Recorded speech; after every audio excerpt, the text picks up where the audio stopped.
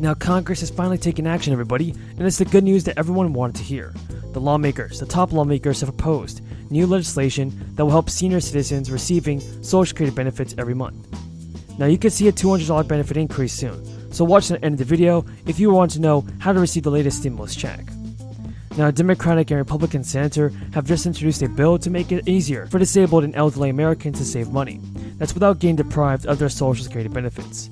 Democratic Senator Sherrod Brown and Rob Portman rolled out the legislation last week, and the Ohio senators say the plan aims to raise the amount of money people receiving benefits from the SSI income program that they can have in their bank accounts before being cut off from the payments. And SSI is an underlying part of Social Security that provides monthly cash payments to generally low-income Americans with disabilities. And the asset limit for the program is currently just $2,000 for singles and $3,000 for couples. Now folks, beneficiaries who breach the limit under existing rules lose their Social Security benefits, and those cutoffs have not been lifted in over 3 decades. The bill would actually lift the limits to $10,000 for individuals and $20,000 for married people filing jointly. Now in an official statement, Senator Brown said, "We should not be punishing seniors and people of Ohio with disabilities who do the right thing and save money for emergencies by taking away the money that they rely on to live."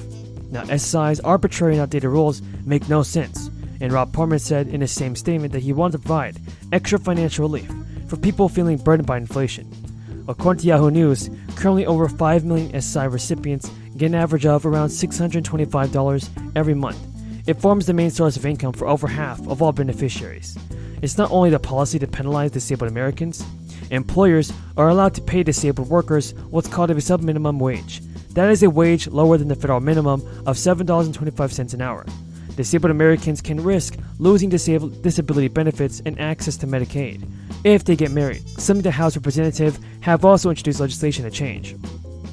Now the Brown and Portman legislation fate is unclear since they must gain Republican support on the bill. Senator Brown told Insider this week that he wants to do whatever it takes to see it become law.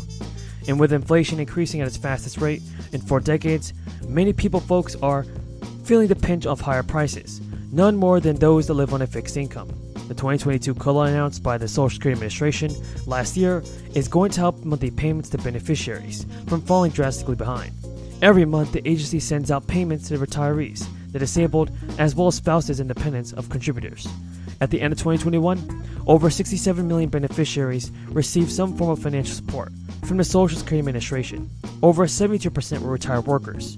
And in January, everybody, the Social Security Administration implemented the changes to Social Security benefits based on the 2022 COLA, which at 5.9% was the highest boost to benefits in decades. The increase translated to SSI payments rising to around $841 per month for individuals and $1,200 for couples. For retirees, it meant that the average worker saw monthly payments bumped up to $1,600, and couples that both received benefits rise to around $2,700, according to the agency estimates. Workers should wait until they reach the full retirement age to begin collecting on the fund could get a maximum of around $3,345 each month. Thank you so much, Chair Feinstein, and to Senator Collins, and in absentia, all of the committee members who I know are really interested in this topic regarding the Department of Energy and our 2023 budget request.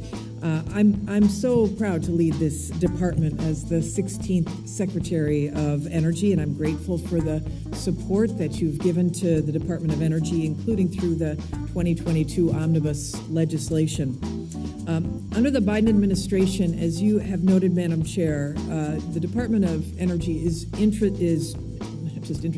committed, deeply committed to increasing energy security, affordability, and resilience. We are committed to securing the clean energy supply chain that's necessary to reduce our reliance on unabated fossil fuels and to increase our energy independence. Like the $3 billion from the bipartisan infrastructure law for battery manufacturing that we announced on Monday. We are also committed to strengthening America's competitiveness by accelerating scientific discovery and innovation. And these commitments are reflected in this budget, and a look around the world shows us that this is the right focus with the right priorities for this moment in history. Right now, we face a trio of crises. One is climate change, which cost the United States $148 billion last year alone in damages from extreme weather. Then the second is COVID-19, and of course now Russia's invasion of Ukraine, which is costing American families right now too, as they see prices rising from gas stations to grocery stores. So let me be clear first that the Department of Energy is using every tool available to increase oil and energy supply. In late March, for example, the President authorized the release of 1 million barrels per day from our Strategic Petroleum Reserve over the next 6 months, 180 million barrels total, coordinating with our international allies and partners who also committed to releasing another 60 million barrels. And I appreciate Congress's support of President Biden's ban on Russian energy imports. We're also working to offer relief to American families at home through the $3.5 billion weatherization assistance program that was provided in the bipartisan infrastructure law. But ultimately, these crises tell us that energy security... Senator Warren is recognized. Thank you, Mr. Chairman. I appreciate an opportunity to keep asking some more questions about this.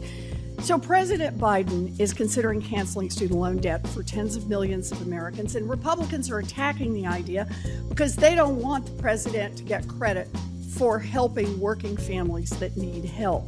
So one of the arguments they've been making is that canceling student loan debt will somehow make inflation worse. So that's the question I want to pursue in this round. Republicans' arguments, I think, here are completely out of step with reality.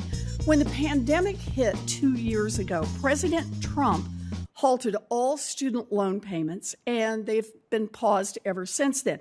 In other words, the federal government has already been effectively canceling every month of student loan payments for more than 2 years. Now, Mr. Pierce, you're an expert on student debt and its impact on borrowers and the economy, so let me ask you, what does the data show about how 2 years of student loan cancellation has impacted inflation? Thank you for the question, Senator Warren. And I actually want to cite the same conservative think tank, the Center for Responsible Federal Budget, that Senator Toomey cited in his opening remarks, noting that it is putting billions of dollars back in borrowers' pockets, but that is just a few $1 billion in a many $1 trillion economy. It has not, the same analysis shows that it has not contributed substantially to inflation. And in fact, it's just driving 0.02% of inflation. That is 1/4 of 1/10 of all inflation in America. The White House actually puts that estimate even lower.